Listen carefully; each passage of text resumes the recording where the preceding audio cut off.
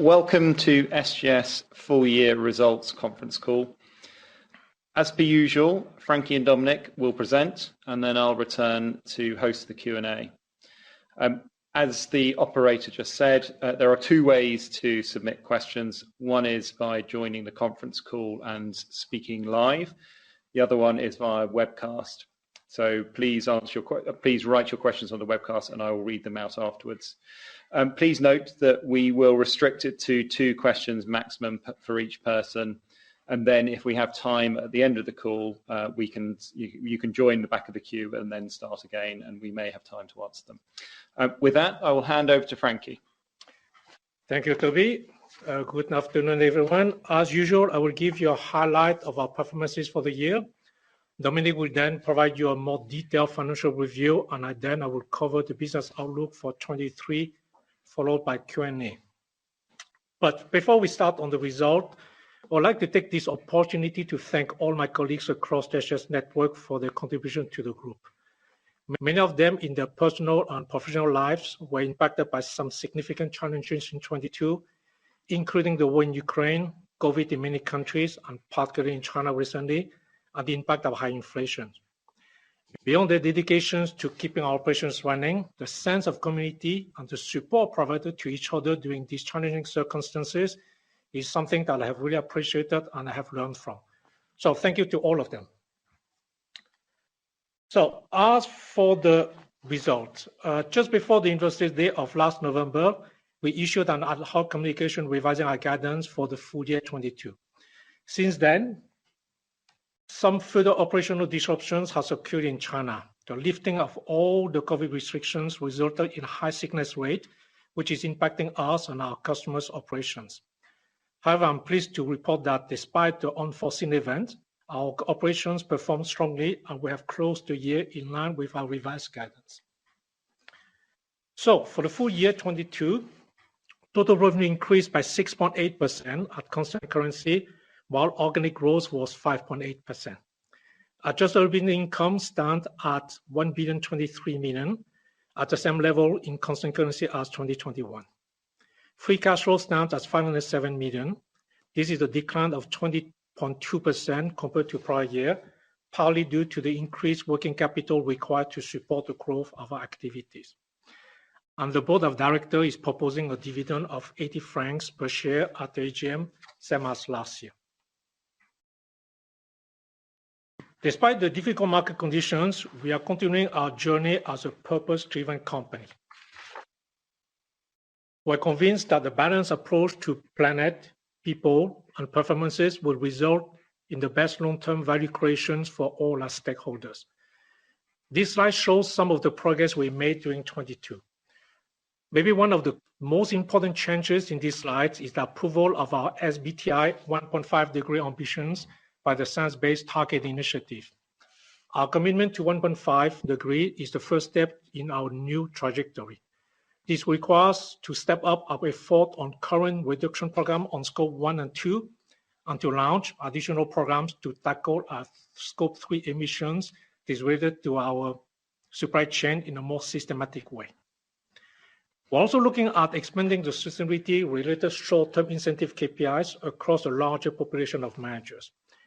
This to create more accountability and to give a stronger focus on achieving our goals. We'll further update you as those programs are implemented. In line with our strategic focus, we made 4 more acquisitions during the second half on top of the 3 companies we acquired during the first half. Proderm, based in Germany, is a leading player in the cosmetic and personal care testing sectors with strong scientific expertise. Significantly reinforce our global positions in Europe and globally. Several state analytic laboratories based in the US complement our network of EHS laboratories in North America. They are specialized in the environmental testing of water and soil. Penumbra Security in the US helps SGS to continue the expansion of its cybersecurity testing network, adding accreditations and competences in information security conformance and regulatory compliance testing. Industry Lab in Romania, specialized in food microbiological testing. This acquisition will reinforce our service offering in Romania and our food network in Eastern Europe. As a reminder, the three companies acquired during the first half were Gas Analytics Services, based in the UK, bringing the pharmaceutical, semiconductor, food and beverage expertise in gas instrumentation and calibration. Ecotecnos, based in Chile, is specialized in monitoring the impact of industrial activities on biodiversity in aquatic and marine ecosystems. AIEX, based in France, is a technical inspection and NDT specialist in the nuclear sector. We have also acquired the remaining minority stake of two companies during the first half. 32% of Advanced Metrology Solution based in Spain, specialized in metrology and dimensional measurement in the aviation industry, and 49% of SGS DigiComply, a JV created by SGS that specializes in regulatory monitoring in the food sector using digital technology. So on that, I'm going to hand over to Dominique for more detailed review of financial numbers. Dominique?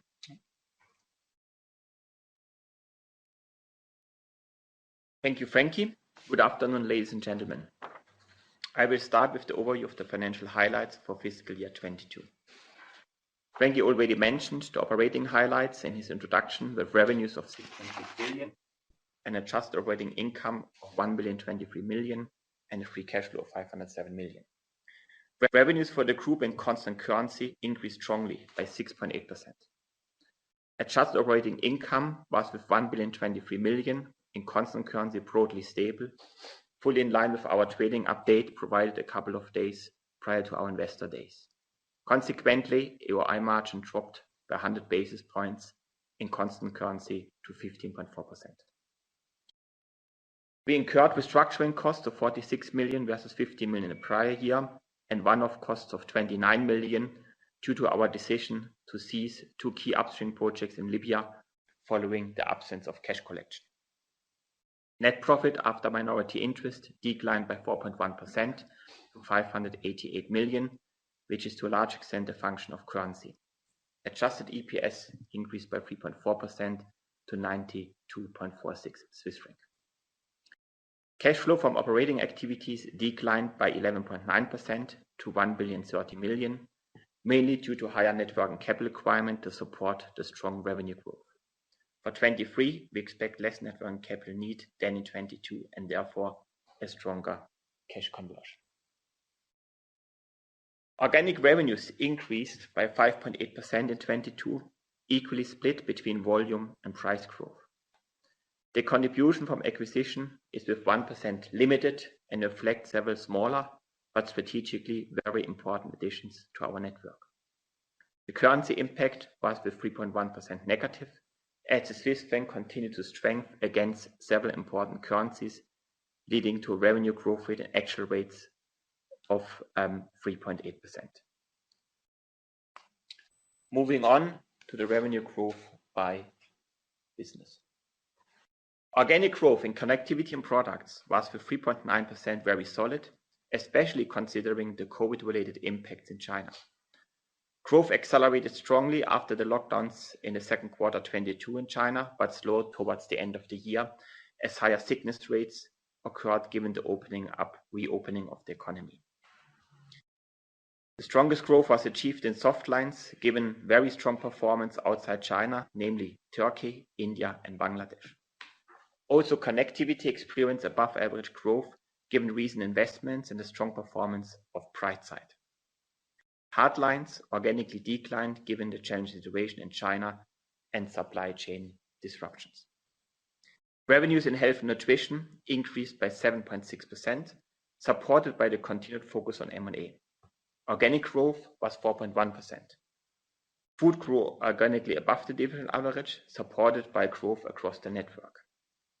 Health science has replaced much of COVID vaccine-related work. However, organic growth declined slightly. Revenues in industrial and environment increased by 5.4% in constant rate, while organic growth was 4.8%. Field services and inspection grew above divisional average, driven by good performance in environmental field and marine services. Technical assessment advisory delivered double-digit organic growth, continuing to benefit from the increase in supervision and consulting work in Latin America, as well as strong performance in Middle East and Southeast Asia and Pacific. Public mandates revenue declined due to loss of contracts in Africa, partly compensated by price increases in Latin American vehicle and compliance services. The 8.7% organic growth in natural resources was driven by a double-digit growth in laboratory testing and metallurgy and consulting. Growth in trade and inspection was strong, primarily driven by good momentum in minerals and in oil and gas commodities. Knowledge posted strong organic growth of 8.7%. Growth was achieved across all SBUs and regions. The strongest growth was delivered by consulting, primarily driven by the strong performance of Mainpoint, benefiting from strong demand for supply chain optimization and performance improvement services. From a regional point of view, growth was primarily driven by the Americas and Asia Pacific. The Eastern Europe and Middle East countries achieved double-digit growth across the majority of its key end markets, with the exception of Russia. Growth in the African countries was mid-single digit, while growth in the key European countries was to a large extent modest to moderate. In the Americas, revenues increased strongly by 11.1% in constant rate, while organic growth was 10.2%. The strong growth was notably driven by double-digit growth in several Latin key countries, while growth in North America was also strong. The organic growth in Asia was with 6% strong, especially considering that China was impacted by COVID. In most markets, mid to high single-digit growth was achieved, while India, Singapore, Vietnam, and Japan posted double-digit growth. FTEs at the end of 2022 increased by 2% versus prior year, primarily driven by organic additions, partly offset by the impact of restructuring. Average FTEs in 2022 increased with 3.7%, clearly lower than the total revenue growth of 6.8%. Adjusted operating income was with 1.023 billion, broadly stable in constant currency. Currency had a negative impact of 3.1%, leading to a decline in AOI of 3% in the period under review. On this slide, I would like to provide an update on our Level Up initiatives. In 2022, Project Prometheus was implemented. The purpose of the program was to outsource IT infrastructure, application maintenance, and application development to reduce the time to market for new solutions and to reduce costs. This program is the basis to roll out new solutions globally in an accelerated manner. For 2023, we expect the full realization of the benefits of this program. We established a builders organization to design and develop new technology-based products, initially focusing on higher productivity internally, leading to 5 MVPs in 2022, and we're aiming for 12 MVPs in 2023. We introduced Salesforce as the new global CRM tool. We implemented CertIQ as the global knowledge platform. Almost 20% of our lab revenues are covered by the digital lab concept, while we expect the coverage to increase to 30% in 2023. At the same time, additional functionalities will be considered via release upgrades.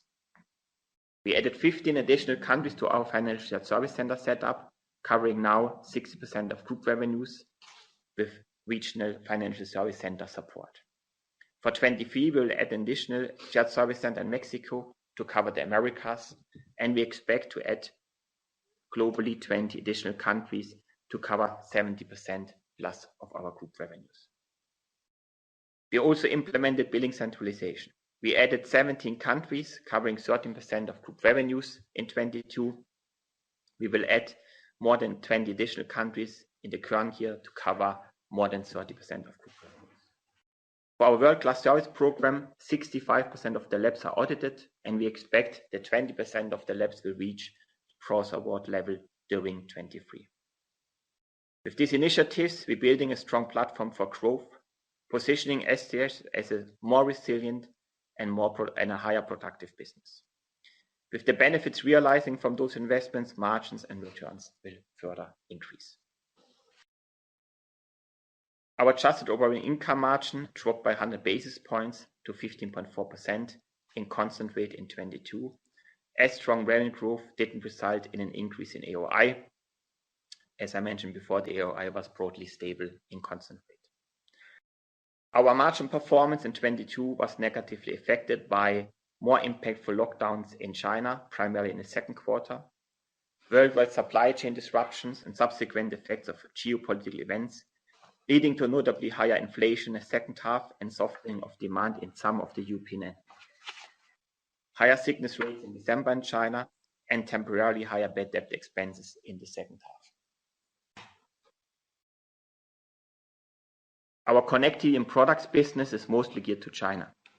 Given the COVID-related impact in China in 22, the margin decline is with 30 basis points rather limited, as an improved profitability in cybersecurity and a strong performance of some key affiliates partly offset the negative COVID effect in China. The AOI margin in health and nutrition decreased to 13.3% from 17.1% in the prior year, affected by the end of COVID vaccine-related testing, the impact of the lockdown in China in Q2, as well as the continued investment into our global network and inflationary pressure, which was partly offset by price increases. AOI margin in industrial environment decreased by 90 basis points to 10.4% due to COVID restrictions in China, the ramp-up of new contracts and collection delays from certain government contracts. This was partly offset by the positive performance of recent acquisitions. AOI margin natural resources decreased by 20 basis points to 14.2%.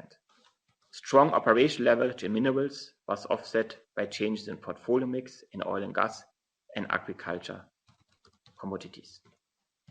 The margin decline of 70 basis points to 20.3% in knowledge is primarily a function of change in the service mix, as an easing of travel restrictions and return to on-site audits resulted in increased travel costs, with the full impact of price increases will be in 23. Operational net working capital stands at 0% of revenue. While not any more negative as in the last 2 years, it is still the third best net working capital position in the history of SGS. The high net working capital need is primarily a function of strong growth, as well as some collection delays, especially in China at the end of 22, and in general, somewhat lower levels of provisions. For the whole year, DSO levels remain strong and sustainable, supported by centralized cash collection in years to come, as well as net working capital benefits from our centralized billing initiatives. Cash flow from operating activities decreased by 11.9% compared to the prior year, primarily due to higher working capital needs given the growth of the corporation, partly offset by lower tax payments. We spent net 369 million investing activities, which considers also 65 million for several smaller bolt-on acquisitions. Dividend payments as well as NCI transactions amounted to 651 million. We bought back own shares for an amount of 268 million. We paid back a 250 Swiss franc bond and issued 500 million Swiss franc bonds. All this leads to a cash position of 1.6 billion at the end of 22. For 23, our cash conversion will be stronger as less net working capital need is expected to be required compared to 22. Gross capex for 22 decreased by 2% to 329 million and is in percentage of revenues with 5%, slightly lower compared to the prior year. Net capex stood at 4.8% in 22. To sum it up, our revenue in 22 increased by 6.8%, of which 5.8% is organic. Our adjusted operating income is broadly stable as guided during the investor days in November. Our return on invested capital remains strong, but decreased by 100 basis points to 18.6%. We will propose a stable dividend of 80 Swiss francs to the AGM. With this, I hand back to you, Frankie. Thank you, Dominic. So let me go through the outlook of the 5 divisions. As usual, all the divisional growth outlook comments relate to our expectation for full year 23 organic growth and are relative to the total group organic growth. So let me start with CNP. Connected products should grow above the group average. We're expecting some short-term market disturbance to continue in Q1 in China following the lifting of COVID restrictions. The situation should gradually improve in the second quarter, and we anticipate some catching up for some of those activities in the second half. Connectivity is a key growth driver for CNP. We expect the market to continue to grow strongly in 2023 as product development cycles and new testing requirements continue to evolve. For example, our order book for our cybersecurity lab network is already secured for the full first half. The investment we have made in both our capabilities and capacity in CNP globally will continue to generate positive momentum, especially as part of the supply chain continues its transition from China, particularly in hard good and softline. At the same time, as the Chinese market reopens, we are seeing new market opportunities for operations supporting our domestic market growth. For health and nutrition, growth should outperform the group average. Our largest headwinds in 2022 for health science were decreasing volume of COVID vaccine testing and talent retention in the very tight market. Both of these factors should ease as we move into the new year. The underlying market remains strong, and our continued investment across the network should help to add further growth momentum. Our food testing services will see pressure in Europe as customers are becoming more cautious due to the current economic volatility. However, as Asia and particularly China reopens following COVID, we expect our food services related to the hospitality sectors to pick up. Together with new investment made in testing facilities in North America and South America, we're expecting growth in these sectors, but slightly below the divisional average. The recently acquired Proderm in Germany strengthened our leadership in the cosmetic and hygiene sector. With product becoming more complex and a greater regulatory focus on ingredients, we're seeing increasing market demand for our solutions. So industrial environment growth should be below the group average. Our strong momentum in health and safety related services will continue into 2023 with expansion of our scope into the renewable energy sectors. New contract wins in Latin America and Europe will start this year. Technical assessment related to the infrastructure and construction sectors is also expecting to have a strong year with new projects in Asia and Latin America. Market condition remains difficult for now in our environmental testing activities, particularly in Europe. Low economic growth and project delays are having an impact. However, growth in 2023 should be better than last year. The structural drivers of the environmental market remain healthy and will strengthen as environmental concern and regulatory control increases. Our public mandate and field services will continue to be impacted by end of contract in certain countries as well as some project delay. Natural resources. So natural resources growth should be above the group average. While overall mining explorations expenditure is expected to decrease in 2023, it should not have a significant impact on our activities. Demand for minerals related to the renewable sectors, such as copper, should remain strong. SGS is the leading service provider in on-site laboratory activities, and we are continuing to expand our network with new projects. For the agricultural sectors, while a better crop season is expected, the global market has been significantly disrupted by the war in Ukraine. As new supply chain emerges, we will see new opportunities within our network. Demand for oil and gas is increasing and drives better volume for our inspection and testing services. However, current pricing can be very competitive, particularly in the inspection services. The oil and gas supply chain are also being impacted by the war in Ukraine, and we expect the market to remain volatile throughout this year. As a consequence, we are continuously redistributing our network resources to manage these changes. And finally, knowledge. Knowledge should grow above the group average. The underlying market conditions for knowledge remain healthy, supported by increasing demand in certification schemes such as medical devices, information security, and food safety.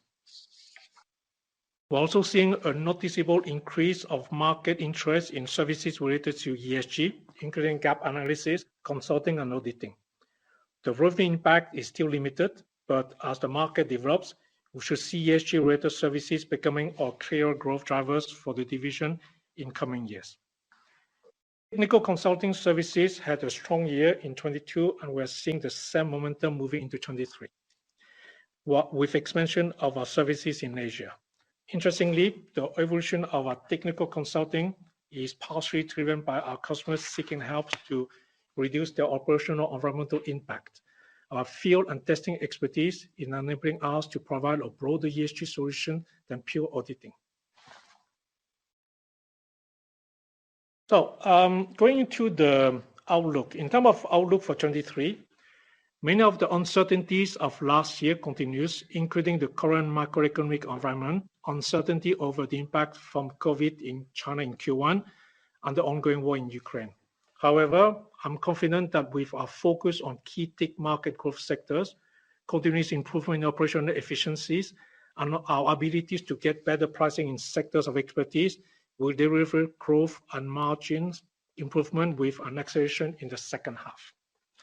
So given that, the expectation for next year is mid-single-digit organic growth, improving adjusted operating income and margin, strong cash conversion, maintain best-in-class organic ROIC, to continue to accelerating investment into our strategic focus area with M&A as a differentiator, and to at least maintain the dividend. The last slide. We are entering the final year of our plan 2023. And this slide is a reminder of the different objectives we set at the beginning of the period. With the outlook I have just given for this year and the progress we made in our sustainability ambitions, we're well on track to achieving all our midterm targets by end of this year. However, while we expect an improvement, we improved adjusted operating income and margin for 23, the 10% plus adjusted operating income CAGR target for the period of 2023 becomes more challenging given the progress in 22 and our disciplined approach toward M&A. As a conclusion, the long-term drivers of the tech market remain intact, will continue to develop positively, and in many cases are strengthening. We're investing in the business, building our platform for growth, and SGS is well positioned to capture on this evolution. On that, I think, Toby, we can go through the Q&A. Thank you. The first question comes from Kate Carper from Bank of America. Please go ahead. Hi, everyone. Thanks for taking my question. Two from me. So if I look at the organic growth for the second half relative to what you reported for July to October, it looks like organic growth decelerated quite sharply to 3% in those last 2 months of the year. Just want to check how much of this deceleration was a function of one-offs from absenteeism in China and COVID revenues leaving the system versus a broader slowdown in activity. And then second question, just if you could clarify how much you expect pricing to contribute to growth this year, and also what the underlying cost inflation assumptions are. Thank you for the question, Kate. So basically, if we look to this 2 months, the organic growth in this 2 months was actually 3.8%. So November, December. So you take the organic, which we said to the investor days, October year to date, and then this 2 months, 3.8%. And if I would take out the effect from China, we would be by roughly 5% growth for this 2 months. Pricing. And then regarding the pricing environment, I mean the half of the organic growth is basically was the price increase. Yeah, this is basically fully in line with what we expected. And that obviously means there was a good acceleration also into the end of the year. So we expect a further acceleration into this year. We have seen good momentum for price increase in the second half, which should be effective this year. So there's definitely a clearly higher impact on price increases in 23. And then on the cost inflation, surely in some labor markets, there's higher wage inflation in 23 than in 22, but there are also some areas where we proactively tackled some personal cost already in 22. So it will also accelerate, but we will see how it's moving on. But overall, the vast majority of the cost will be passed on. Thank you very much. Can I remind everyone, so all media inquiries should be directed to corporate communications or directly to me. So this call is aimed at analyst investors. So we will stick to analyst investors on the call. The next person to ask questions, and please keep them to 2, is Daniel. Please go ahead, Daniel. Yes, hello everybody. I would have another question on pricing. If I look at your guidance for 23, you also expect some volume growth. You would be happy if you just are stable in volumes and pricing will do the rest. That's the first one. And you mentioned higher labor costs, probably more acceleration than 22. Could you maybe also discuss other costs like energy, for example? What impact do you expect in 23? Thank you. I mean, obviously, let's say there is no, let's put it this way. Obviously, we look for mid-single-digit organic growth, which is a certain range, and I think it's now too premature what is the exact growth number. I know where you're coming from, but our view would be the majority of this growth is coming from pricing, given the environment in which we are in, and we see how things are going on in that regard. If you think about cost inflation, there are obviously some areas where the kind of cost run rate which we experienced in the second half of last year is not yet in the full year, so there is a little bit of catch up. So, for example, if you think about energy costs was of course a clear increase in certain jurisdictions like Europe, where we in the first half last year still benefited from contracts in place prior to the increase in energy costs. They are renewed and they are now on a different level. So there's definitely some, I would say, additional cost moving from or incremental cost as the full run rate of H2 was lower in H1 coming into next year. Other part is also, if you think about travel-related costs, in the beginning of last year, we were still not traveling that much. We went then up, but a country like China, real traveling only started with the opening up. So there will be also some cost increases, which would be higher than what you normally expect from inflationary point of view to get it to the right level. Thank you very much, Dominic. The next question, or questions, I guess, come from Annelies from Morgan Stanley. Please go ahead, Annelies. Hi, thanks, Toby, and thanks for taking my questions.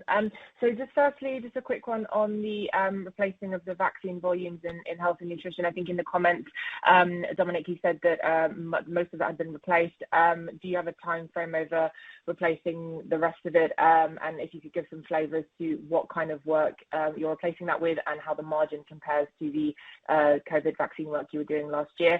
And then secondly, just on industries and environment, where you sound fairly bearish for this year. Clearly, there's been a lot of talk, from capital goods and chemicals around destocking and slower volumes there. Is that the main dynamic that you're seeing in your end markets? And do you see that continuing through to at least the second half, or are there other dynamics at play? Any color on that would be helpful. Thank you. Should I start with So if you first think about the COVID-related work, so basically the health science part had a very slight decline in terms of organic growth, but it was really very, very slightly. So the most of the COVID-related work is replaced.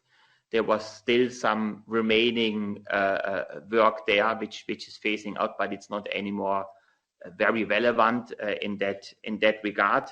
Obviously, it has taken also some time until certain projects are coming in. So there are sometimes a bit of a time delay during 22, where the vaccine work to a large extent reduced a lot after Q1 and until new businesses is ramping up. So that's one of the key reasons why the margin is more materially down than in other segments in health and nutrition. And surely the vaccine work had rather high profitability. But that being said, it's now in the baseline, the new businesses and projects started, so you should expect a strong margin increase of the health and nutrition business in the current year. On the second question, Elise, I think the R&D portfolio is quite large. So in fact, there's a lot of moving part in there. Clearly, the health and safety related activities or the construction supervision related activities, we're looking at the positive development, especially that we have secured quite a few contracts related to renewable energy, wind farm, and so on. On the environmental sector, the year is still going to be positive, but a little bit more challenging than the other two services I just mentioned because of the fact that there are some delay in implementation of regulations as well as some project in Europe. So this is we're looking at it, but it should be slightly better than last year for sure. Then you have sectors like the upstream sectors where it could be a little bit more negative in power outlook. The automotive statutory injection sectors would be flattish, and also all the statutory work related to NDT and so on, as well as some of the transportation sectors will be pretty soft in our views, partly in Europe and to some extent in North America. Thank you very much, Frankie. Thank you. The next person we have on the call is Simon from Stifel. Please go ahead, Simon. Yes, thanks, Toby. Two questions, please. First of all, on the 2023 outlook, could you give us some details on the phasing of margins between H1 and H2? And secondly, on the working capital, if you could give us some details on the dynamics there, and should we expect another outflow for 2023? Thank you. If we think about the phasing of the margins, there should be clearly stronger margin increase in H2. Now, what are the kind of events? Obviously, H1 was already more impacted last year by China. Excluding China, margins were in the H1 still okay. Now we need to see probably the first or second month in China. There will be still a little bit of higher sickness rates, even though we hear good signs, which could have a little bit slower start. But then it should ramp up and have then the second quarter easier comp as there was the lockdown in China, and then in the second half the margin should basically more accelerate. To a certain extent, the question is a little bit how the bad debt recovery is happening. We assume obviously the majority of the kind of incremental bad debt expense which occurred in 2022 will be collected in general more in the first half, but it could be also throughout the year. But in general, I would say the margin increase is more geared to the second half. And then on the working capital, out there will be with mid-single digit growth. There will be some outflow, but the outflow will be surely lower than what we experienced in 22, because while for the whole year DSO we are stable, it's clear that towards the end of the year, especially in China, with having high sickness rates, there was also much less collection, which should move into this quarter and into this year. In that regard, and also in general provisions, were somewhat lower end of for last year. So yes, there will be outflow, but it will be less. So cash conversion should clearly increase for 23. Thank you. Next up, please, is Sylvia from JP Morgan. Please go ahead. Thank you. Hi, good afternoon, everyone. First question, could you discuss a little bit more kind of the margin trajectory? So you said margins up, but I guess you've identified the bad debts. You still expect to collect those. What about the cost savings of 50 million? How much of that has been done already? Is that fully going to benefit 2023?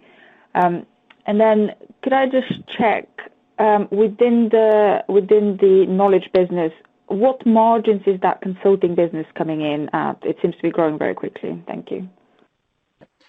Maybe the second one first. So basically, the knowledge business has good margins, but it's below. The consulting business within knowledge has good margins, but it's below the average within knowledge. Yeah, so it's slightly lower. So you could argue it's a bit dilutive, but I would not say that's the reason of the margin decline last year.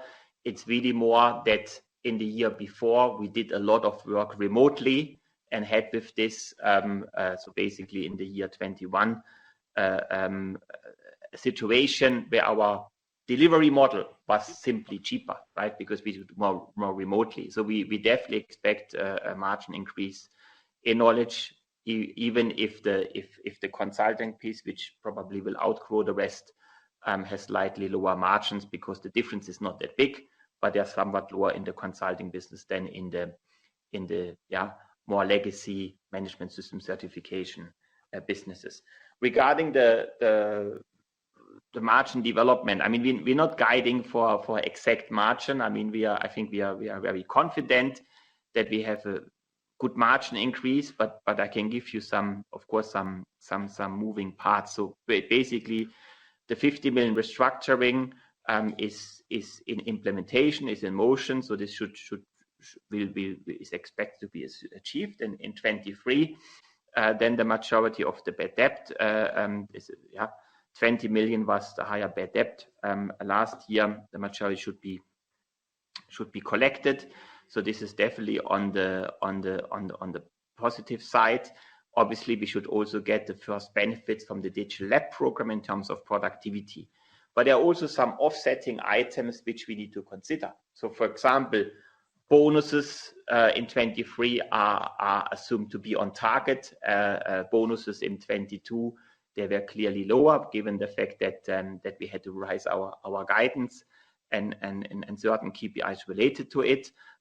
We have, as I mentioned before, on the question regarding cost for gas, electricity, it's not the new norm of these costs. Yeah, it's higher than what we have in 22, so that the H2 run rate needs to be considered.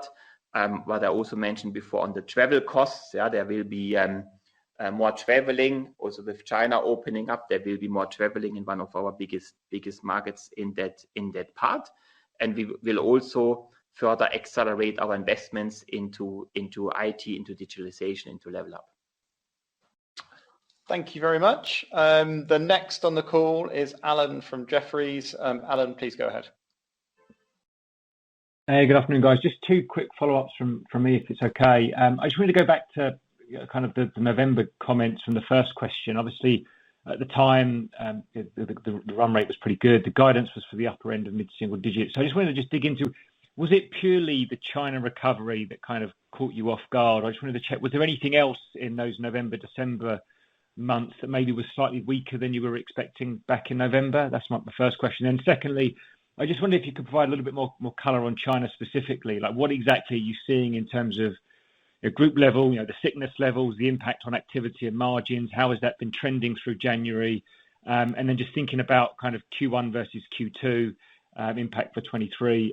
Obviously, already off a low base and the restrictions in there. Would you expect China to still be down year on year in the first half, or net a positive? Thank you. If we first start with the guide. So basically, when we had investor days, our guidance was, we said we're looking for organic growth more on the upper end of mid-single digit. Yeah. So if I say mid-single digits between 4 and 6, so I think with 5.8 we are basically there. What we assumed, obviously we could not know mid of November when we had investor days, the sickness challenge in December, mid of December in China. So obviously this was this was not considered.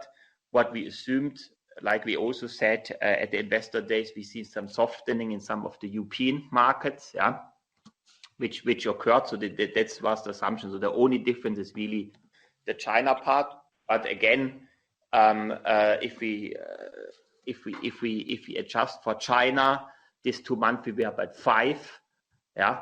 So from this point of view, and 5.8 was achieved. Yeah.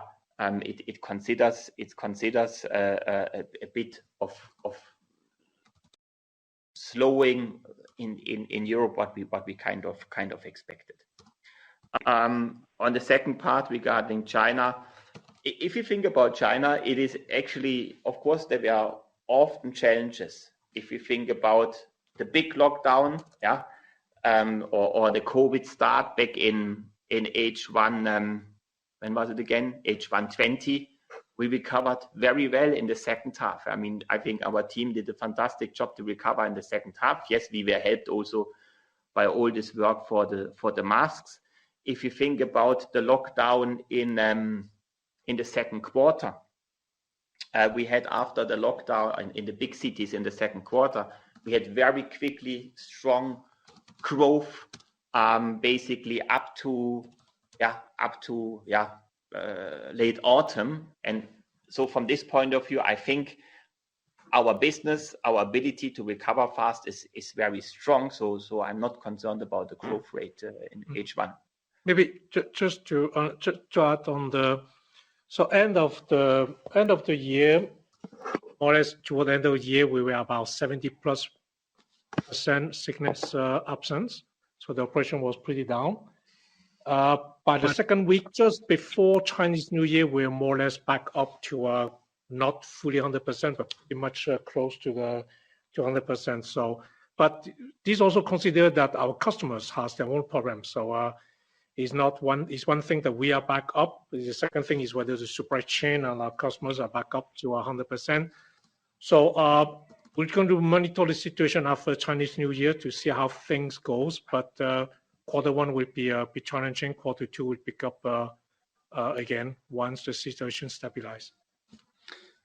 Thank you very much, Frankie. The next question or questions we have is from Michael Vontobel. Please go ahead, Michael. Yes, thank you. Good afternoon. 2 questions. The first one is regarding capital allocation priorities, and if you have identified any further areas of potential divestments with the possibility to deploy the cash elsewhere. And the second question tying into that is your equity dropped quite a bit, so net debt to EBITDA continuously increasing. You mentioned that cash flow will be better in 2023, but are you planning any other measures to improve the balance sheet? Thank you. So if you think about capital allocation, obviously we focus first of all, of course, on organic growth. We put 2 years ago our capex more towards the higher end of the range, 4.5 to 5%, which we'll continue to do and allocate especially capital into or above average allocation into areas like connectivity, into areas like health science, but we will continue to do. We are obviously open for acquisitions in the core segments which we defined, where acquisitions would also help. As I mentioned in the investor days, we're not seeing currently a lot of acquisitions. Also, we are very disciplined on pricing, so it will be more smaller bolt-on acquisitions in that regard. We also continue to work on our portfolio. So there are a couple of businesses where we have current discussions about, with external parties about divesting. So maybe there's one or the other could be announced during the course of the year, but this will be more smaller ones in segments like we outlined at the investor days, where we have which are not of high strategic priority, where we have a low market share and also not the right or the best returns.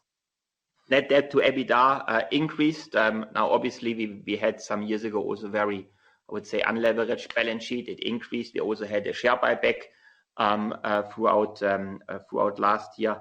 So share buyback is definitely not a priority. It's really about bolt-on acquisitions, organic growth, and of course a stable dividend. Otherwise, we feel comfortable with our leverage, so there is no other actions needed. Thank you. Next up, please, is Arthur from Citigroup. Please go ahead, Arthur. Thanks, Toby. First question from me, just on the working capital outflow again. Are you just able to sort of specify how much of that you think is China driven? I know you've mentioned it, some of it, but whether you could just put a number on that, and likewise, sort of what the outflow is likely to be in 2023. And the second question I had was just within connectivity and products. Obviously, you've talked quite a lot about connectivity, but in the autumn, some of your peers were talking about destocking cycles having an impact on soft lines and hard lines. I was just wondering whether that was something you were seeing any impact of now or not so much. Thank you. I'll go on the second part of the questions. Certainly, there's a lot of cautions from the retailers about the inventory level and so on. But on the soft line side, we are still seeing quite good growth for 2022. And moving to the new year, I think that the growth trajectory might be slightly lower than last year, but I'm not too concerned about that. How good? Same trajectory. I would say last year was even more difficult. We're looking at a better year this year. But again, while the destocking is an important factor, we're also looking at the number of SKU and so on. So there's not always a one-to-one relation between the large inventory of our customers and retail sectors versus what we do in the production countries. And the last one as well, I think we also extended our network to capture different sources of supply chain away from China. As I mentioned, we've invested quite a lot over the past few years into Turkey, Vietnam, and so on. And we're seeing this to be part of the drivers in terms of the way we're growing our unit there. So regarding the development in terms of network cable movement, it will be in the ballpark. I would say outflow this year around plus minus 75 million for 23. In 2022, China effect. It's a bit hard to say what if and so on, right? Because but it most likely was around 25-30 million. There is a bit of a timing issue, but also I know there were also bad debt which we still want to recover or which will recover, which impacted also working capital in this 22. Thank you very much. As a reminder. If you would like to ask a question, please press star 1. The next person on the call is Carl from RBC. Please go ahead, Carl. Yeah, thanks, Toby. Just 2 from me as well. Back on the health and nutrition business, just looking at the second half margin developments, I mean, it dropped back almost 500 basis points.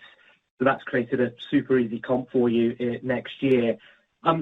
The question would be, the extent to which you believe that margin can recover for the full year 23 to levels that we saw in 2018 and 2019, i.e. sort of 14 to 14.5%. That's my first question. And then the second question, I just wanted to check I heard it rightly. It seems that all of the divisions on the outlooks were going to outperform the group average with the exception of I&E. And just mathematically, are you signaling there that I&E is going to be, particularly weak versus the group average, or perhaps I've misheard one of the divisions? No, in fact, yes, it's a bit confusing, I agree. But because they're all pretty close to the average, let's put it this way. So we have a clear view on where we can land as a company. So most of those that I say are both outperformed, they're pretty close to each other, as well as the I&Es on the other side of the middle point. So considering the size of I&E is much larger, so it has an incidence on the average, but I would say they're pretty close to each other. So there's no a massive drop on the I&E versus the other 4. That's clear. Thank you. Then on the margin in health and nutrition, if we think about definitely the second half, if you compare second half 22 with second half 21, definitely you recall probably after the year 21 when we had our announcement and we had a margin at the time of 16.5%, which was a very strong impact also from the second half at the time. Was also a lot related to health and nutrition and the fact that we had big part of this vaccine work in this second half of 22. And obviously now it's very small, so this is the main reason, obviously, in that regard. There will be a good recovery because the projects are running. There should be definitely clearly higher than in very prior years. Obviously, the margin, as we outlined at the time, the margin 21 was definitely more on the higher end, given the special impact of this vaccine work, which was nicely priced. Thank you very much. Next on the call is Suhasini from Goldman Sachs. Please go ahead. Hi, thank you. Two from me, please, as well. So the decision to cease the 2 upstream projects in Libya due to the absence of cash collection, can you please give some color on how big it is and what impact you expect on revenues and margins for 2023? And then, what exactly are you thinking about wage inflation for 2023, please? I know you have the offsetting factors, et cetera, for restructuring and so on, but is it like mid to high single-digit wage inflation that you're penciling in? Thank you.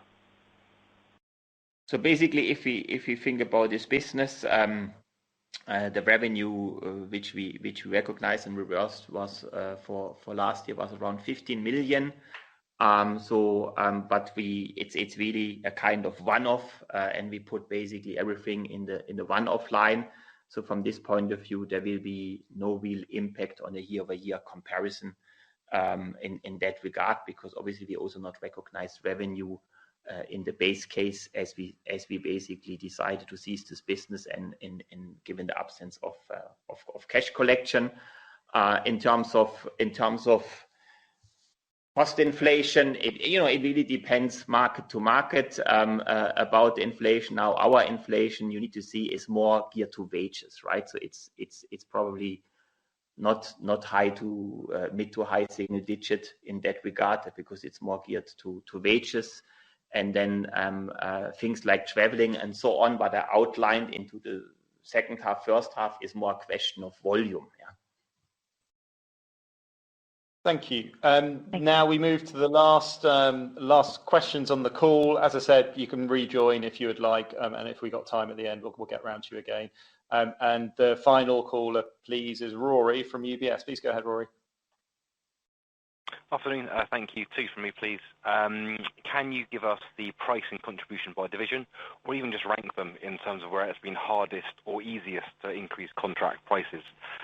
Just thinking about your performance dashboard on slide 34. Is it those businesses that have the lower market share where you struggle to pass on cost inflation? And does that then influence any decisions about disposing of units? And then secondly, just on the knowledge division, do you see any risks that the consulting service lines face a tougher outlook over the next few years? I know there's quite a few companies talking about wanting to cut back on consulting bills and other areas of spend. So any headwinds you're anticipating there? Thank you. If you think about pricing, I mean, first of all, we see price upticks in basically all the businesses. Now it's fair to say there are for sure certain businesses where barriers to entry are materially higher, where it's easier to pass on, and other areas when it's more to commodities, it is more challenging. But it's also fair to say, if we think about our large accounts, there is also a realization that this inflation was really high, and openness to accept price increases. So I think it's more in that regard. Certain businesses, I think the kind of what we dispose or what we like to change the portfolio is less a function of inflation or price, is more our view about the structural outlook of these businesses, our market positioning, and our ability to achieve strong returns, because we are obviously very, very return focused. On the consulting part, what we're doing in consulting has a lot to do with supply chains, or the portfolio, what we're doing there. And actually, we are pretty optimistic, because in this part, there is rather more incremental demand of advice needed. So from this point of view, we have a rather positive outlook also for the years to come. Thank you very much. We're now moving to the questions which have been sent via the web. So I will read this out, so please bear with me. The first two are from Neil Tyler from Redburn. How are we thinking about headcount into the next 12 months, keeping in terms the balance between capturing growth and keeping costs in check? I mean, let's say, but we have our objectives to basically drive productivity very clearly, and obviously headcount planning and headcount deployment is a key parameter, and we adapt the headcount to the needs, to the market demand. Yeah, but it's obviously, if we see opportunities for growth and potential to have good returns, we will invest. Yeah. Frankie, you want to add something? No, I would say also it depends on the mix of our portfolio, certainly. You know that for quite some time, we've been pushing more into the testing part of the portfolio. So the testing in terms of headcount and the manpower intensity is different than the field activities. So I would say as we migrate, including the level up initiatives that help to optimize the efficiency across the laboratories, as we migrate toward these directions, certainly the labor intensity will change over time towards more the laboratories and more automated level up initiatives that we've been trying to push for the past couple of years already. Thank you. And then the second question from Neil is specific to health and nutrition. Following the fall in profits in the first half and second half, and based on the assumption that that is based upon the vaccine development work coming out of the business, we've also mentioned the cost of network investment. So on that, is the 2022 base now clear of vaccine work? And secondly, how are we budgeting for network investment this year? So go ahead. So there again, the 2022 was still some related vaccine work, but it's really the minor part. And regarding investments, especially in health and nutrition and health science, we see good opportunities for the midterm, and also opportunities to enlarge our footprint. So we will continue to invest in certain labs across the world. Yeah, absolutely. I mean, the health science is a strategic direction that we set with health and nutrition a few years back. So we'll continue to invest into a network, and this will include some additional investment in a couple of Asian countries, in Europe, partially to just upgrade some of our facilities, and probably in North America. Thank you. We have one from Guillaume from Lombard Odier, and he would like to have an update on the M&A pipeline and our vision for FX in 2023. So the M&A, from the M&A side, I mean, has nothing changed to what we discussed at the investor days, that we're not seeing for the time being more sizable opportunities on the market. It's more smaller things, and if they, we're looking after this and conclude certain things like a Proderm, which was a very nice addition for our cosmetic business. I would expect for this year not too much M&A part, because we simply not seeing enough supply on the market in the areas of our high interest, and also given that last year was of course also very demanding, I would say, from a pricing point of view. We are very disciplined in that respect. We have to see when more supply comes back to the market, better from in the private market, how pricing has adjusted. Thank you very much. There are two from Pablo from Kepler Cheuvreux. I'll start with the sort of more technical one, which is an update on cost of debt and tax for 2023. Yeah. So if we look to our cost of debt, our overall portfolio of debt instruments or outstanding ones, which is the biggest part, is 0.8% interest expense. Obviously, we'll have more interest income, but also hedging costs. So finance expense mid 50 million should be a good number. Tax rate improved, and we would foresee, and we believe this tax rate is more or less sustainable, which we posted. So we expect the tax rate going forward between 26 and 27%. Thank you very much. And then one which is similar to a question we had before, actually, but back in November, we expected to get, I'm not saying we expected to, but the expectation from Pablo was that we would get 100 basis points of margin benefit in 2023 from the factors of cost savings and bad debt recovery. Could you talk around those points and what we expect to realize in 2023? So there are positive items, like I outlined before, the 50 million restructuring benefits, which fully occur in 23. We have a reversal of bad debt to expect it to be a large extent, and all these things, of course, have a positive impact. But as I mentioned to one of the questions earlier, there are also some offsetting items, like higher bonuses than in 22 we expect for 23, if assuming bonus at target, obviously, higher kind of the phasing of electricity gas costs, which is more the run rate of H2 versus what we had in H1. The same is true for traveling, and more traveling given the opening of China. So overall, we expect very nice margin increase, but we're not guiding now to a fixed margin. Absolutely. Thank you. And I'll cover two capital allocation questions at the same time, because I think it's going to be easier to do that. Patrick from ZKB is asking whether we would consider a share buyback program this year, and what factors does it depend upon? And then secondly, and part of the sort of overall picture, I think net debt has gone up, and free cash flow hasn't covered the dividend. Is there a case for cutting the dividend rather than holding it flat? So to the first question, we concluded a share buyback program, which we announced a good half year ago, and with this we are done. I'm not foreseeing share buyback programs in the near term.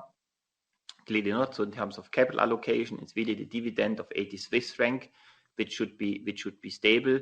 Yes, the free cash flow is it was last year lower. We expect a clearly better cash conversion into this year, and the dividend will stay stable at 80 Swiss franc until the moment that the payout ratio will move down towards 70-75%, and then dividend increase is an option. But up to this moment, it's basically 80 Swiss franc and no share buybacks.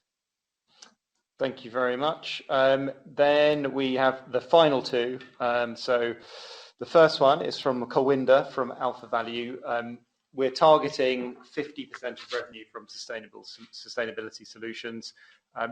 Based on interactions with customers, where do we think, or which divisions do we believe have the most room to introduce new services and solutions into 2023? So, the way we calculate our sustainability solution framework includes some of the existing activities. So I would say knowledge will be certainly one of the beneficiary, because the fact that there's already increased demand on the market about sustainability related audit, assessment, and consulting. I would also believe that the way we continue to grow our health and nutrition portfolio would be contributing to this segment. And on the CNP side, we also have some new project is linked to a sustainability solution in terms of product certificate and so on, as well as the transitions from INE. But I would say if I have to pick two that would contribute the more, would be health and nutrition and knowledge. Thank you very much. It's been a long call, and I think we've got through a lot of questions. Thank you for attending the call. And with that, I'll hand over to Frankie for a couple of words at the end. Thank you, Toby. So I think just to conclude that the team and I are really focused on delivering the outlook we set here. So we are clear that productivity, growth, and really focus on mid and long term of the regional market is essential. And as we discussed last November, for those of you who attended the Investors Day, the long-term drivers are still there. We're investing for the long term, and the reasons of the company is clear. and we are looking at a strong year for 2023. Thank you.